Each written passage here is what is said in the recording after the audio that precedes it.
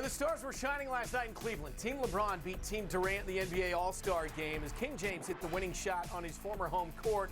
A terrific game and a special night for the NBA and its fans, Gary. It was terrific. I sat in the hotel room and watched every minute of it. And for it to end like that with LeBron James hitting the game winner, you can't draw it up any more perfectly for a game being played in Cleveland, where he, of course, brought that franchise a championship. That's also the advantage of having the Elam ending. Most basketball games end under normal circumstances with somebody dribbling out the clock. But when you play to a target score, somebody's got to make a shot to win the whole thing, and LeBron James was able to do it. Good stuff. LeBron hit the game winner, but it was another Akron native who took home MVP honors.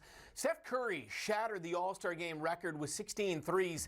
He finished with 50 points, just too shy of the all-time record set by Anthony Davis. Just absolutely ridiculous, especially that shot where he's running back down, skipping back down the court while the ball's still in the air. And we've known for a while he is the greatest shooter who has ever lived, but he put on an all-time performance in this one. Like you said, 16 three-pointers, 50 points. Didn't quite get the record of 52 that Anthony Davis set, but he acknowledged afterward he was going for it, just didn't get there. All right, your guy, Morant, put on a show as well. He is something special, Brent. I think we all knew when the Grizzlies drafted him that he had a chance to be a franchise point guard, but he has gotten there way quicker than anybody could have reasonably anticipated. All-Star game starter at the age of 22. He didn't play a lot of minutes last night, maybe didn't score the way he probably wanted to score, because he made it clear heading in he wanted to be MVP of this game. Turns out you need to be more of a shooter than a dunker to be the MVP in the All-Star game, but still, for him to just be on that stage, he has elevated that Memphis franchise, and he is one of the true stars in that league right now. Okay, so LeBron was all smiles on Sunday, but it's been a frustrating season for his Lakers. 27-31, ninth in the West, and when asked this weekend about a potential return to Cleveland at some point, he didn't rule it out. He also said that he'd like to play his last season with his son, Bronny. We will see if that comes out in the future, Gary, down the line. What's interesting, you look at Cleveland's roster right now with Jared Allen and Evan Mobley and Darius Garland. Like, he would have a better shot of winning a championship right now with Cleveland than he would the Lakers. And his words this weekend were really interesting, because he said that he would do whatever he had to do to play with his son. That's an indication to every NBA franchise. Draft Bronny James in 2024, and you can get LeBron James theoretically on a minimum contract if he's really willing to do whatever he has to do. So, I've seen Bronny James play many times. He's a talented young man, but he's not an obvious NBA prospect. He's a borderline top 50 player in his high school class. But now I don't think there's any doubt some franchise is going to draft him, because if you take LeBron at his word, if you draft Bronny, you also get LeBron at age 39. And that is an extended age, undeniably. But age 37, LeBron looks pretty good. Yeah. I'm assuming age 39, LeBron will be okay too. Chris Paul checked into the game for a few minutes last night, but we won't see him in a Suns uniform for a while, with reports that Paul has a fracture in his right thumb. He's expected to miss 6 to 8 weeks. Such a tough blow here for the Suns. It really is. I mean, if it's 8 weeks, that's the end of the regular season. And, Chris Paul is 36 years old, and this isn't an injury that comes with age as much as it's just a basketball injury.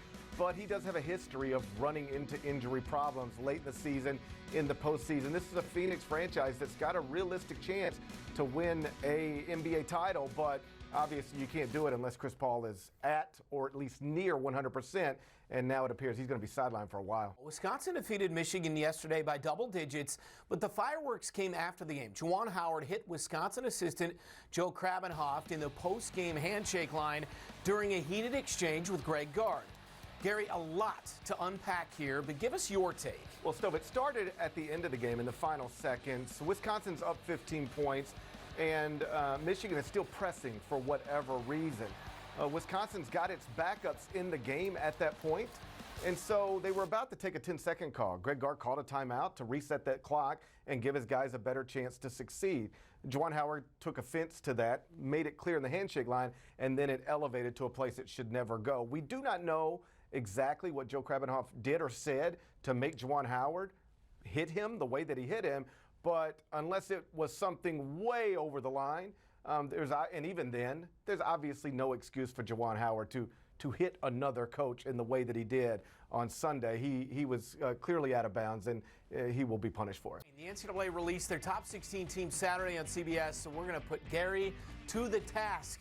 Let's get your top teams, starting at number 9 with the Friars of Providence. They've been one of the real surprises in this college basketball season. The job Ed Cooley has done is amazing, so amazing that, in my opinion, he should be the leader for National Coach of the Year right now. They're 22-3 overall, 10-1 in games decided by 5 or fewer points. That's why some of their computer numbers aren't real strong, because they've won so many close games, and 2 of their losses are blowouts. But this is one of the best teams in the Big East, and undeniably one of the best teams in the country, or at least one of the teams with the best resumes in the country. Last week here on CBS Sports Network, GP, you and I were in studio for Villanova-Providence. Tremendous game. Villanova won the game, so we're going to stay in the Big East. At number 8, you've got Villanova right ahead of Providence. Yeah, if Providence doesn't win the Big East title, it'll be because Villanova was able to pass them. But Jay Wright's Wildcats, they've got to get healthy. You see Colin Gillespie there. He and Justin Moore are both dealing with nagging injuries. They're playing, but they're not at 100%. And obviously, if Villanova is going to win a Big East title or try to go to another Final Four, maybe even compete for what would be Jay Wright's 3rd national title, they've got to get those 2 guys healthy. It's a work in progress still. All right, at number 7, we go to the SEC, the Wildcats of Kentucky for you. Well, speaking of teams that got to get healthy, here's another one. Jay Wright missing 2 players, but they're still, Jay Wright's got 2 players injured, but they're still playing. Kentucky right now is operating without Ty Washington and without Sahvir Wheeler. Neither played in this weekend's victory over Alabama, but they still had Oscar Tshiebwe, who is probably at this point the leading candidate for National Player of the Year. Best rebounder in the country on the offensive end and on the defensive end. So when this Kentucky team is healthy, it looks like a national championship team. They've got multiple point guards on the court at all times, multiple shooters at all times, and the most dominant rebounding big man in the country. John Calipari's got a shot to win his 2nd national title this season. All right, Coach K in his final season, Duke over the weekend, an 18-point blowout win over Florida State. So you've got the Blue Devils here at number 6. You know, Duke doesn't have the same type of big resume that a lot of the other teams ranked in the top 10 have. You know, they've only got 5 quadrant 1 wins. Some of the best teams in the country have 10. But when it comes time for that tournament, Mike Krzyzewski's going to have a team capable of winning 6 games and cutting nets in New Orleans. He's got Paulo Banchero, somebody who might be the number 1 pick in the 2022 NBA draft. He's got A.J. Griffin, who is another projected lottery pick. I don't believe that Mike Krzyzewski came back simply so that he could have this farewell tour. I don't think he wanted his last season to be as bad as last season was. But when he decided to come back, he knew that he had a shot at a 6th national championship. And if you and I are in New Orleans and Coach K's there still coaching, that won't be too much of a surprise. No doubt. Purdue at number 5, coming off a win over Rutgers yesterday. I really like this team on the offensive end. I think everybody likes them on the offensive end. They're the best offensive team in the country. They've got Zach Edey, Trevion Williams up front. And then Jaden Ivey, you see right there, just a tremendous guard, somebody who is now projecting as a top 5 pick in the 2022 NBA draft. The problem is on the defensive end of the court. Purdue ranks 115th in adjusted defensive efficiency, according to KenPom. And while I would never say never, the truth is teams that guard like that poorly, almost never make the Final Four, much less win a national championship. Purdue is trying to go to the Final Four for the first time since 1980, and I guess they can theoretically get there guarding like that. But again, history is not on their side. Meantime, Auburn drops to number 4 after losing to Florida in Gainesville on Saturday. Yeah, they're starting to stumble just a little bit. They're 2-2 in their past 4 games. No real big concerns, but again, this is a team that had the longest winning streak in the nation at one point. That's how they became ranked number 1 in the AP poll for the first time in school history. You see Walker Kessler right there, big-time rim protector. They've got Jabari Smith, who is competing to be the number 1 pick in the 2022 NBA draft. But their backcourt is made up of Wendell Green and Katie Johnson, and those guys are capable of making plays, but they probably don't do it as consistently as you would like. If you're trying to go to a Final Four, odds are at some point you're going to be in a tight game in the final minutes, and you're going to need your guards to make plays. Auburn asked Wendell Green to do it over the weekend. Wasn't able to do it. The result was a loss. They've got to shore that up, but Bruce Pearl's got a team that's really, really good. Kansas Jayhawks off a win over the weekend on West Virginia. Tomorrow night, they're home for rival Kansas State. Right now, you got the Jayhawks sitting at number 3. You know what? It's wild because you look at this Kansas team, and it's not the most talented team Bill Self's ever had. They don't blow you away when you watch them, but they almost never lose.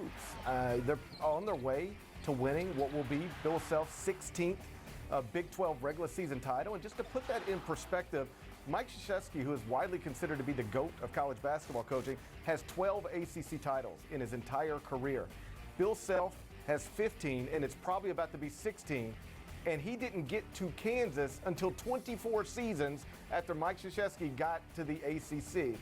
That's why he's in the Hall of Fame, and this is a team that I don't know that they have the star power that some other national title contenders possess, but they're good enough to win the title. Okay, the Arizona Wildcats had to escape a 3-point win against Oregon Saturday night. You've got Arizona at number 2, Gary. I mentioned earlier that I think Ed Cooley should be the leading candidate for National Coach of the Year.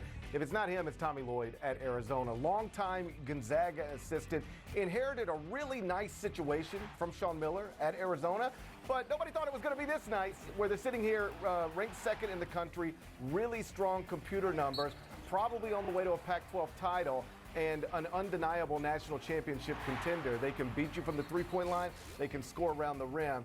Tommy Lloyd is having arguably one of the greatest first-year head coaching careers in the history of the sport.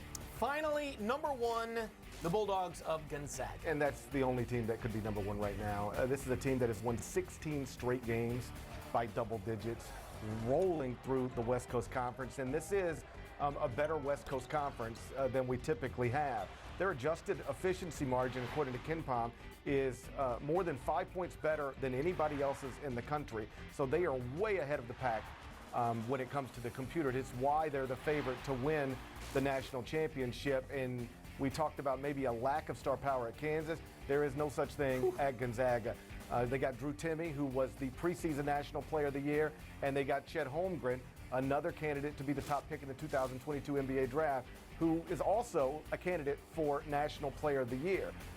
There's a chance that Drew Timme and Chet Holmgren end up splitting votes and hurting each other when it comes to the Wooden Award or the Naismith Award, but Mark Few has got a team that is undeniably capable of winning the national title. Will they do it? Who knows? It's a single elimination tournament, but they're the favorite right now. Thank you for watching. Please like and subscribe, and don't forget to hit the bell for more videos.